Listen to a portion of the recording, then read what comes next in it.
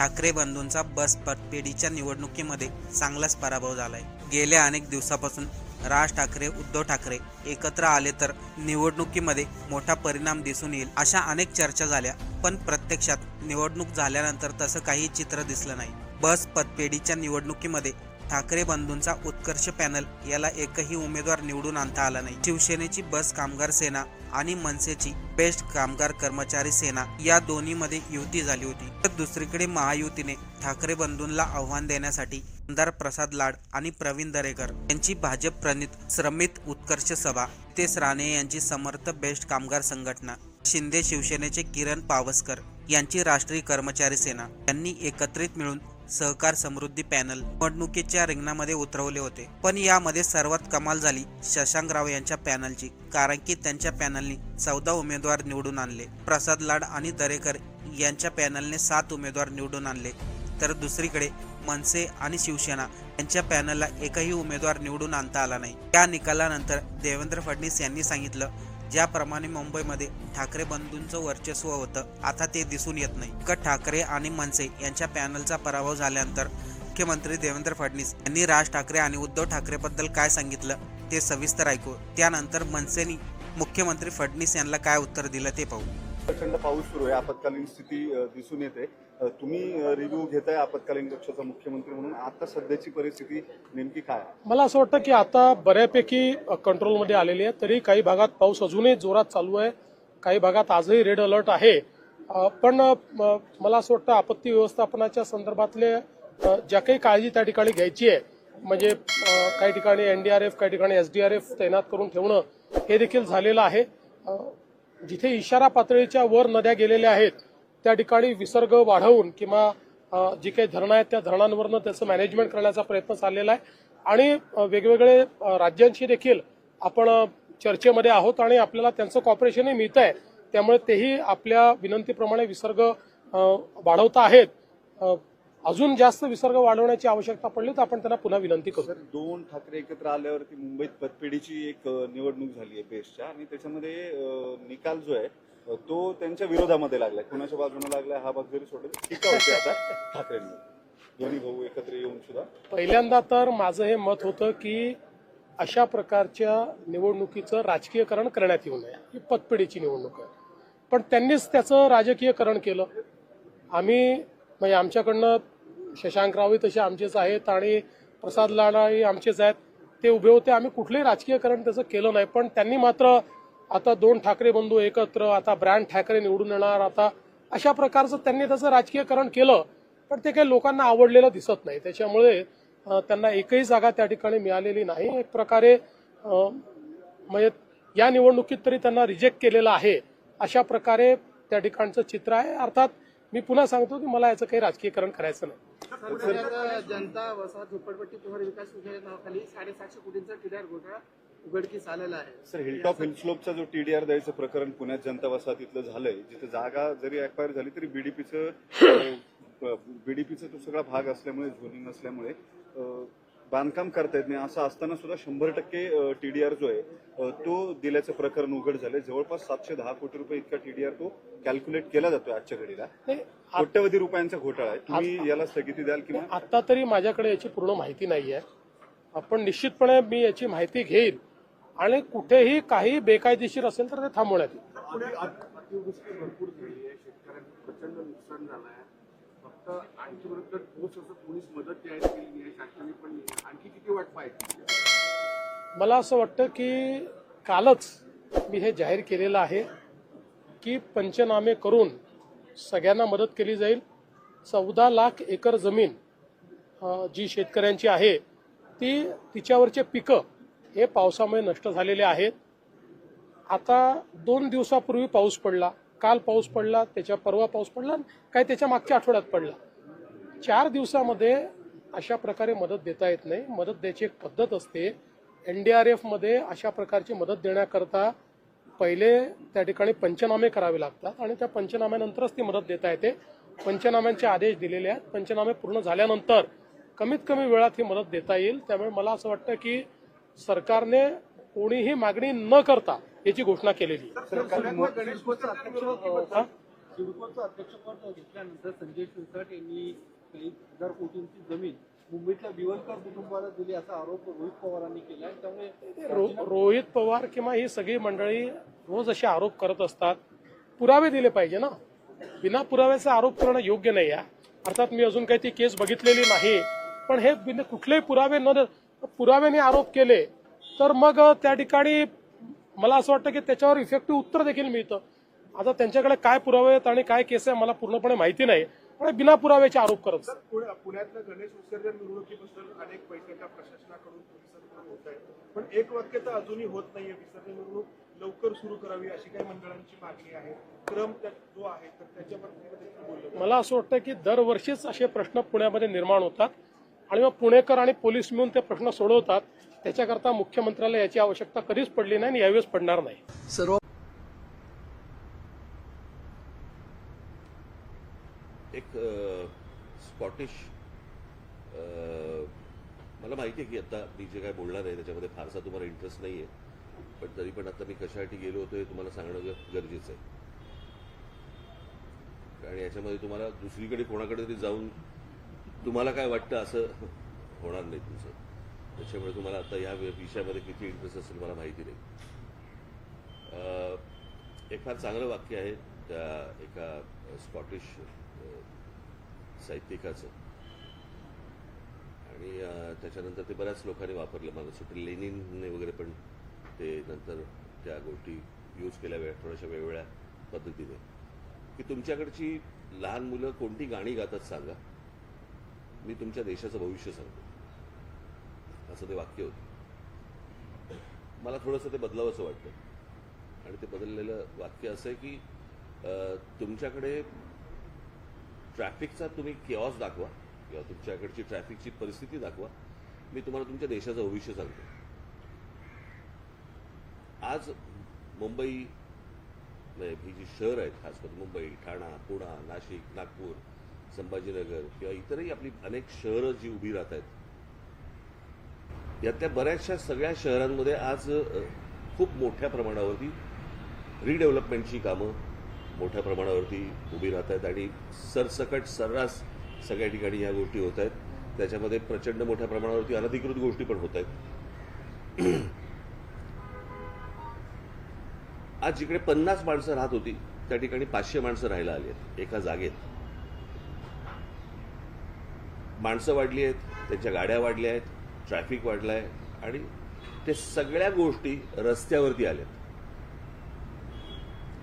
म्हणजे साधारणपणे 26 जुलैला जो पाऊस पडला होता तो साधारणपणे काहीतरी मी चुकत नसेल तर काहीतरी 900 इंच वगैरे काहीतरी पाऊस एका दिवसात पडला होता. परवाचा पाऊस साधारणपणे 400 इंच वगैरे पडला, बरोबर ना. या 400 इंचामध्ये जर ज्या प्रकारचा केऑस आपण मुंबई उपनगर आणि इतर आजूबाजूच्या शहरांमध्ये बघितल्यानंतर आपल्याला लक्षात येईल की रस्ते कमी आहेत, ट्रॅफिकला शिस्त नाही, कोणी कुठेही गाड्या पार्क करतायत, काहीही चालू आहे. आणि अशा परिस्थितीमध्ये याचं जर उत्तर आत्ता सापडलं नाही किंवा याच्यावरती जर समजा आत्ता काम नाही केलं राज्य सरकारने, काय झालंय, आपण कबुतरं, हत्ती आणि इतर गोष्टींमध्ये आपण इतके अडकलोय की या ज्या मूलभूत समस्या ज्या आहेत याच्याकडे कोणाचंच लक्ष नाही. म्हणजे लोकांना गाड्या पार्क करण्यासाठी म्हणून ज्या पार्किंग लॉट जे उभे करायला पाहिजेत सरकारकडनं किंवा महानगरपालिकेकडनं, काही केलेत नाशिकला भागले, पण लोक तिकडे जात नाहीत. मला असं वाटतं की या ठिकाणी लोकांनी गाड्या पार्क करणं, जिथे पार्किंग नसेल तिकडे, आणि या प्रकारची एक शिस्त लावणं गरजेचं आहे.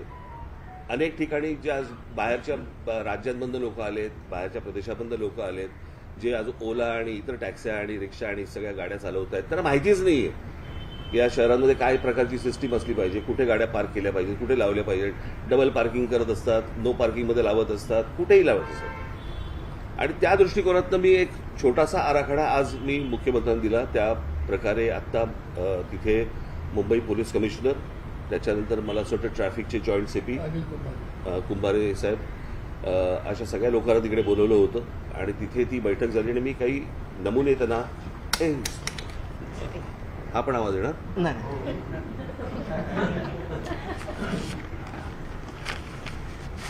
हे नमुने मी त्यांना सांगितले आणि मी त्या प्रकारची एक सिस्टीम लागल्यावरती वर्तमानपत्रामध्ये जाहिरात देऊन एक आपण गोष्ट बघितली पाहिजे की साधारणपणे जास्ती आकाराचा दंड किंवा जेल या गोष्टीला लोक घाबरतात. त्याच्यामुळे दारू पिऊन गाडी चालवणं हे आता जवळपास बंद झालेलं आहे.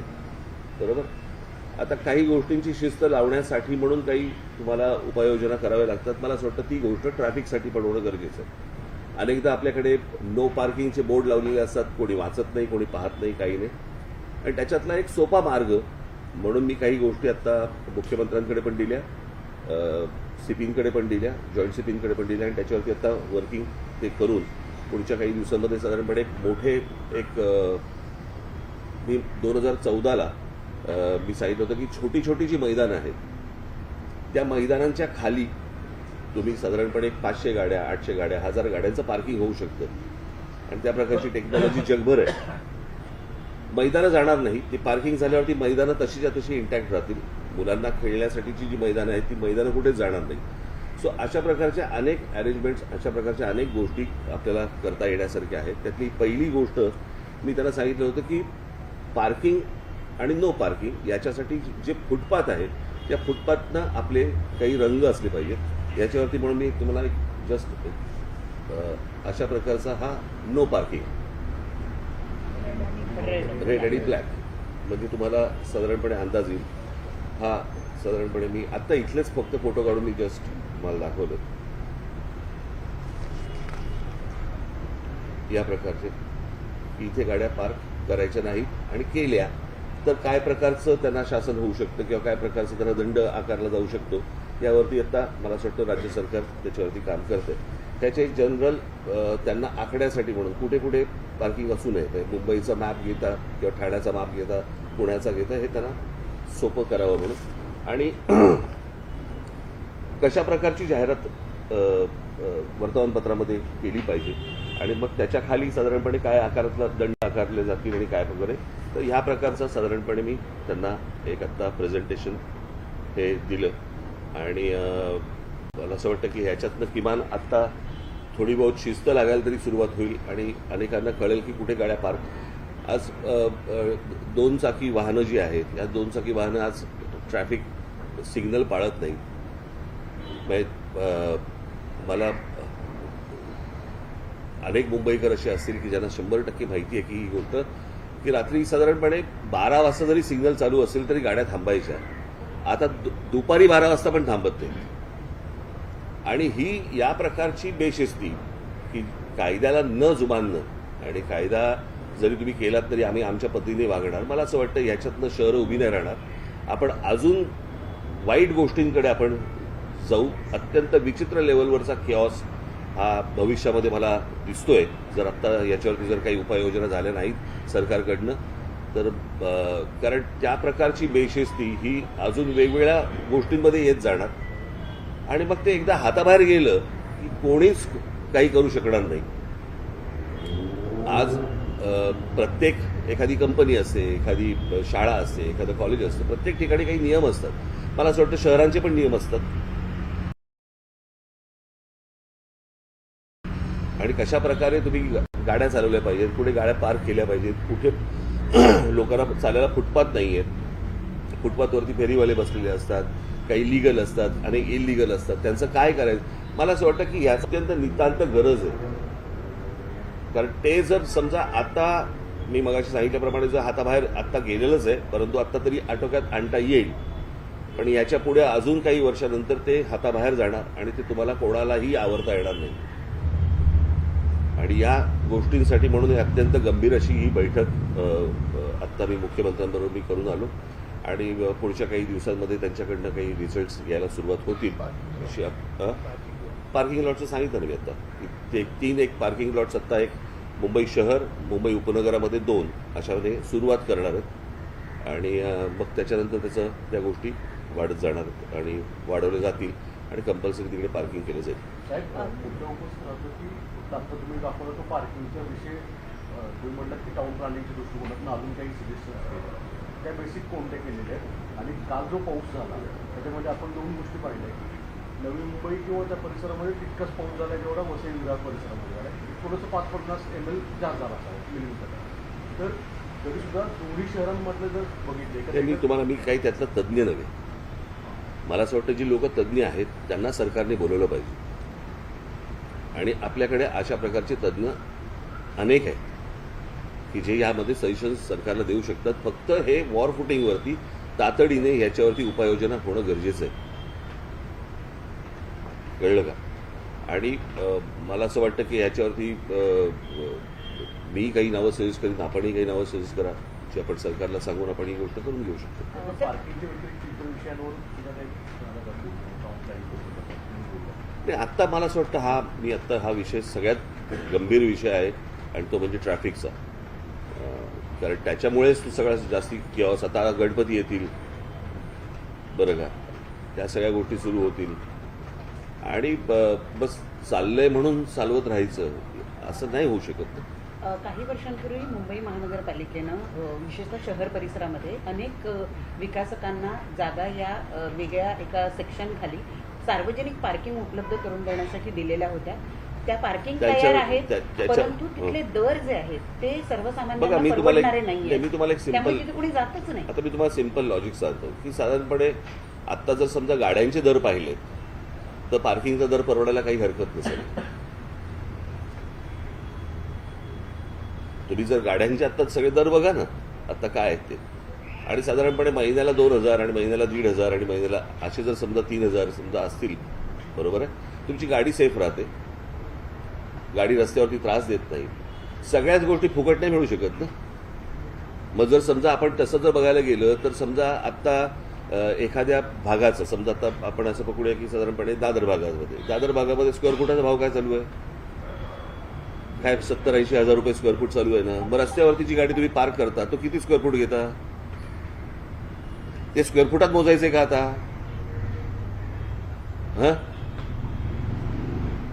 असं करून नाही चालणार ना. मला असं वाटतं प्रत्येकाने या गोष्टींचा विचार केला पाहिजे. म्हणजे प्रत्येकाने याचा अर्थ माझ्या सकट सगळ्यांनी,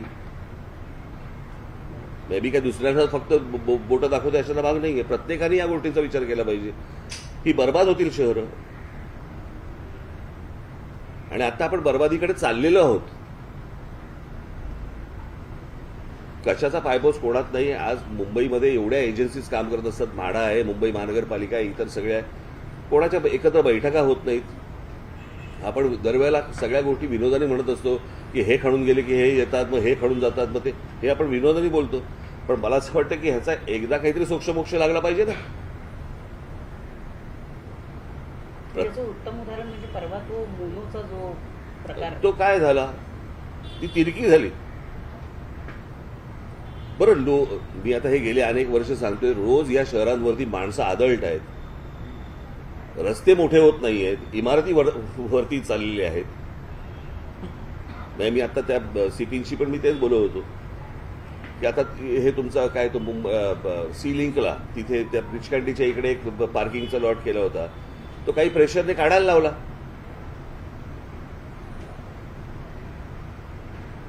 काही धनदांडगे वरतून जे येतात आणि ते आमच्यासमोर पार्किंग नको, तुमच्यासमोर पार्किंग नको म्हणजे काय.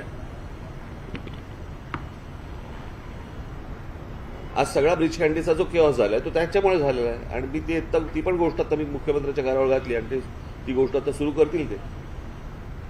सीएम काय म्हणले वाहनं जी विकत घेतली जात आहेत त्याचं कारण आहे की वाहतूक व्यवस्था जी आहे, सार्वजनिक व्यवस्था ती पूर्णपणे कोलमडलेली आहे. नाही, मी परत तुम्हाला तेच सांगतो ना, म्हणजे ह्याचं कारण येणारी माणसं जी आदळत आहेत त्याच्यामुळे ना. आता BEST किंवा मुंबईची रेल्वे ही लोकल जी आहे ही मला असं वाटतं जगामध्ये अशा प्रकारे लोक घेऊन जाणारी पहिली असेल ही.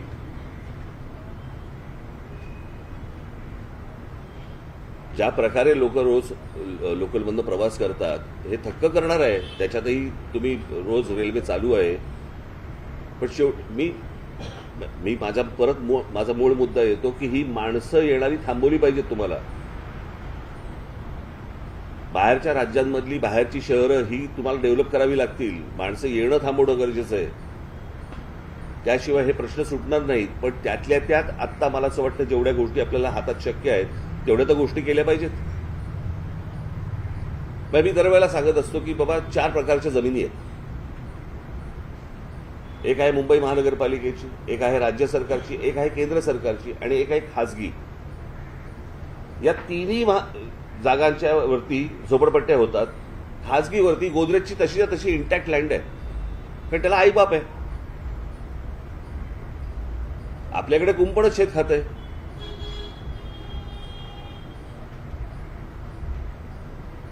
आणि त्याच्यामुळे आज ज्यांना तुम्ही गाड्यांची लायसन्सेस देताय त्यांना हे शिकवलंही जात नाही कुठे गाडी पार्क करायची आणि कुठे कसं वागायचं. कारण त्यांना कोणत्याही प्रकारचा दंड नसल्यामुळे किंवा कोणत्याही प्रकारची त्यांना भीती नसल्यामुळे या सगळ्या गोष्टी शेवटी सरकारची अशा बाबतीत नको तिकडे भीती दाखवतात. कळलं का? की तुम्हाला काय ते नवीन काय फ्रेज आली, नक्षल काय, शहरी नक्षल, अर्बन नक्षल. हा, अर्बन नक्षल. ते अर्बन नक्षलपेक्षा इथे शिस्त लावा ना.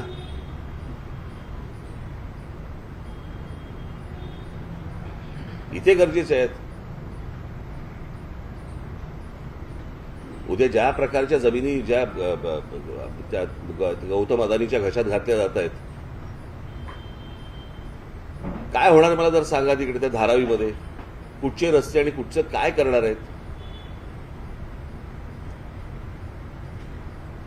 आपल्याकडे नुसत्या स्कायस्क्रॅपर्स होत आहेत, उंच इमारती होत आहेत, परंतु खाली काय आहे. आज पुण्यासारखी परिस्थिती. पुण्यात तुम्ही जाऊन बघा, तुम्ही थायलंडला जाऊन बघा. नुसते मोनोरेल्स आणि ह्यांच्या तुमच्या फ्लायओव्हर्स आणि ब्रिजेसने ह्यांनी नाही प्रश्न सुटणार. तुम्हाला व्हेकल कंट्रोल करायला लागतील. आज अनेक ठिकाणी तुम्हाला आठवत असेल, मागे एक आंदोलन झालं होतं, तुम्हाला आठवत आहे, आम्ही पक्षातर्फे घेतलं होतं खोट्या टॅक्सी आणि खोट्या रिक्षांचं. आज असंख्य प्रमाणामध्ये, हजारोच्या प्रमाणामध्ये आज तुम्हाला खोट्या टॅक्सी आहेत, खोट्या रिक्षा आहेत, ज्यांना लायसन्सेस नाही आहेत. कोण चालवतंय, कोणाच्या नावावरती परमिट आहे, कोण चालवतंय, काही नाहीच आहे. त्याला धरबंदच नाही. त्याला याचं कारण कोणी तपासणार नाही, कोणी त्याच्यावरती विचार करणार नाही. चिरबिरी घेऊन सगळे सुटणारे आहेत. असं शहर नाही उभं राहू शकत. त्याच्यामुळे आजचा माझा जो विषय होता तो हा होता. आणि माझी तुम्हाला सगळ्यांना विनंती आहे की विनाकारण आत्ता मला इतर कुठचेही पॉलिटिकल प्रश्न न विचारता कृपा करून जर समजा या विषयाचं गांभीर्य राखून जर समजा तुम्ही हा विषय लावलात तर मला आनंद होईल त्या गोष्टींचा. एवढीच फक्त माझी तुम्हाला विनंती आहे.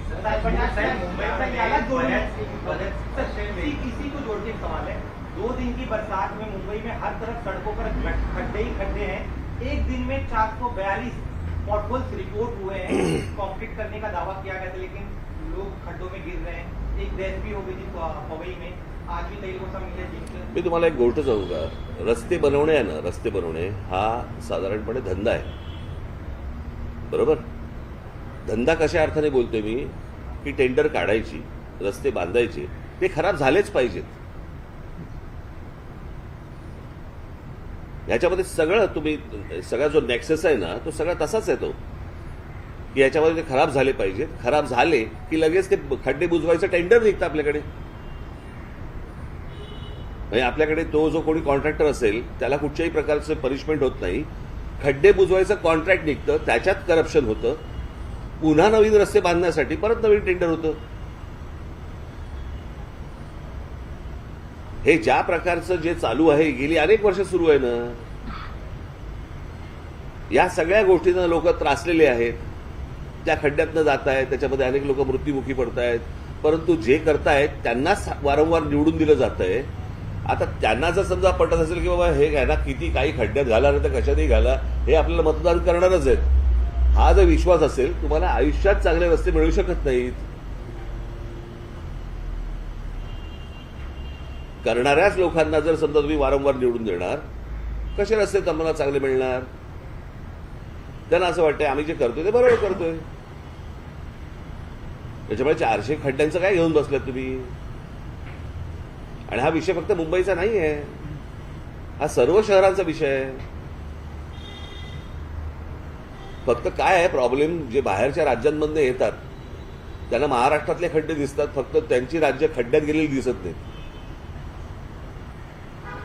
सारखं चॅनलवरती आपलं दाखवायचं की मुंबईमध्ये काय झालंय आणि महाराष्ट्रामध्ये काय झालंय, बाकीच्या राज्यांमध्ये काय झालंय ते एकदा बघा. पण बरोबर बोलतोय ना मी? हे आता सीएम यांनी काय म्हटलं आणि मुद्दा परत उपस्थित राहतो की तुमचं म्हणणं आहे की शहरांमध्ये मुंबई सॉरी बाबा, ऐकलं नाही मी. सीएम तुमच्या सगळ्या गोष्टीवर त्यांचं काय म्हणणं आलं सीएमचं, आणि दुसरं त्याला लागू तुमचं सगळ्यात मूळ मुद्दा परत असं येतो की मुंबई शहरावर सगळ्यात जास्त लोड येणं. मुंबई शहरावरती नुसता लोड नाही येतोय, तो ठाण्यावरती येतोय, तो पुण्यावरती येतोय. तुम्ही महाराष्ट्रातल्या सर्व शहरांवरती येतोय तो. हा एकट्या मुंबईवरती येत नाहीये. याचं कारण ज्या प्रकारे लोकप्रतिनिधींनी ज्या प्रकारे जागृत राहायला पाहिजे त्या प्रकारे ते होत नाही. प्रत्येक जण ते कसं आहे, पूर्वीच्या काळी एक ते वाक्य होतं ना, इंच इंच लढू, तसं आता लोकप्रतिनिधींचं एक वाक्य झालेलं आहे, इंच इंच विकू. त्या सगळ्या इंच इंच विकण्यामध्येच यांचा डेव्हलपमेंटला कोणाचाच विरोध नाहीये, पण त्याला कुठच्याही आकार उकार नसताना केलेली डेव्हलपमेंट ही तुमच्या अंगाशीच येणार. काय होतंय, आपण हे पिल्लू इकडे इकडे इकडे वरती काय झालं, काय माईक एवढा आहेस तू, काय झालं, काय ह्याचं नाव रायनो, काय राहू दे. तर तुम्ही बोलतानाच सुरुवात केली की इतके सगळे बोलतानाच सुरुवात केली म्हणजे बोलतानाच तुम्ही याच्यामध्ये उल्लेख केला की इतके सगळे गंभीर विषय असताना देखील कधी कबुतराचा विषय येतोय, कधी हत्तीचा विषय येतोय. काल अजून एका पत्राचं खूप चर्चा होते की आता महाराष्ट्रात वराह जयंती साजरी व्हावी शासकीय याच्यानुसार, अधिकृतनुसार. हे सगळे विषय, या सगळ्या विषयांमुळे मूळ विषय बाजूला पडत आहेत. दरवर्षी पाऊस, दरवर्षी तेच गोंधळ आणि इतक्या मोठ्या विषयां म्हणजे हे विषय मला तुम्हाला हेच सांगायचंय जे तुम्ही करणार नाही आहात, कळलं का? हे विषय आले की दाखवू नका, वादच होणार नाहीत. ज्यांना वाद घडवायचे आहेत,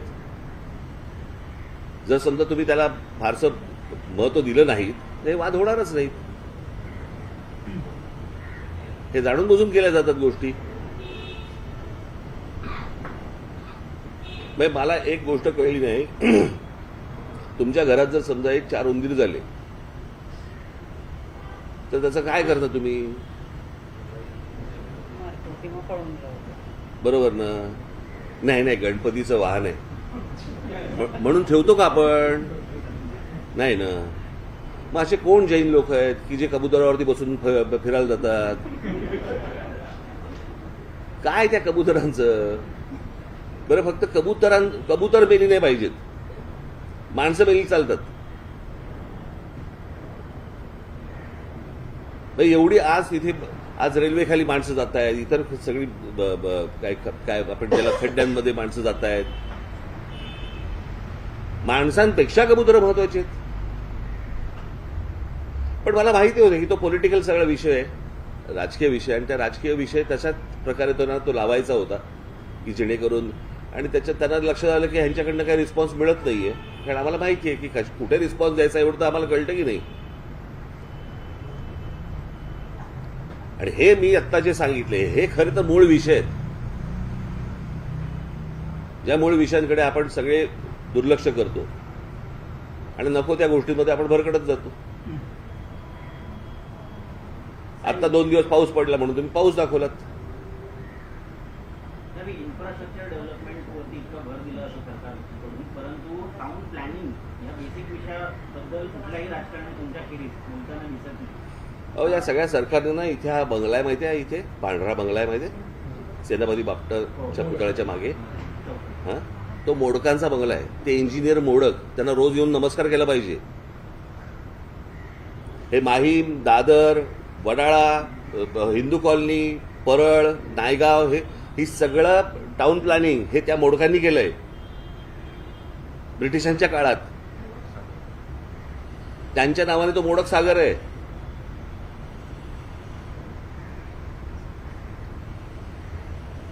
ह्या गोष्टी आपल्या समोर आहेत ना.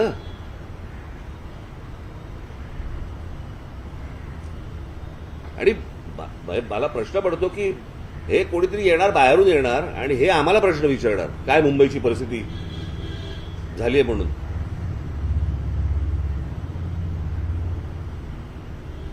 तो जो बाहेरून जो लोंढे येतात त्याच्यामुळे अनेक गोष्टी इथे उभ्या राहिल्या, अनेक प्रॉब्लेम्स इथे उभे राहिले.